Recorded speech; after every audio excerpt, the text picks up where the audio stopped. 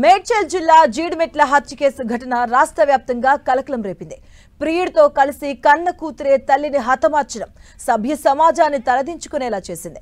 8 నెలల క్రితం బాలికకు ఇన్‌స్టాగ్రామ్ లో శివ అనే యువకుడు పరిచయం అయ్యాడు.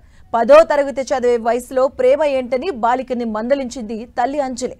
ఆపై యువకుడితో కలిసి బాలిక వెళ్లిపోయింది. దీంతో అంజలి జీడిమెట్ల పోలీసులకు ఫిర్యాదు చేసింది.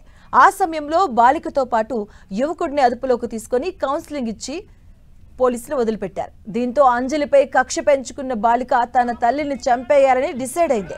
నల్గొండ నుంచి ప్రియుడు శివను పిలిపించి తల్లి అంజలి ఇంట్లో పూజలు చేస్తూ ఉండగా వెనుక నుంచి వచ్చి దాడి చేశారు. సుత్తితో తలపై కొట్టి అతి కిరాతకంగా హతమార్చారు. శివ తమ్ముడు యశ్వంత్ కత్తితో అంజలి పేక కోసినట్లుగా పోలీసులు తెలిపారు. మృతురాలు అంజలి చాకలి ఐలమ్మ ముని మనవరాలుగా గుర్తించారు జీడిమెట్ల పోలీసులు. ప్రస్తుతం బాలికతో పాటు శివ యశ్వంత్లను అదుపులోకి తీసుకుని విచారిస్తున్నారు. హత్య చేయించడానికి ఉపయోగించిన సుత్తిని స్వాధీనం చేసుకున్నారు. చాకలి ఐలమ్మ వారసురాలు అంజలి హత్యపై నేతలు విచారాన్ని వ్యక్తం చేశారు. మందకృష్ణ మాదిగా అంజలి మృతదేహానికి పూలమాల వేసి నివాళులర్పించారు. అలాగే గద్దర్ కుమార్తె వెన్నెల కూడా తన సంతాపాన్ని తెలియజేశారు.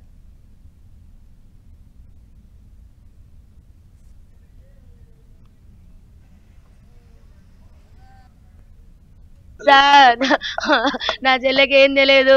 నా చెల్లె కళాశారలో జాబ్ చేస్తుంది. ఇక్కడే షాపూర్ కళావతి నగర్లో ఉండబట్టి 15 సంవత్సరాలు. అది ఇక్కడ అందరు లీడర్లతోని అందరితోని మంచిగానే ఉంటది.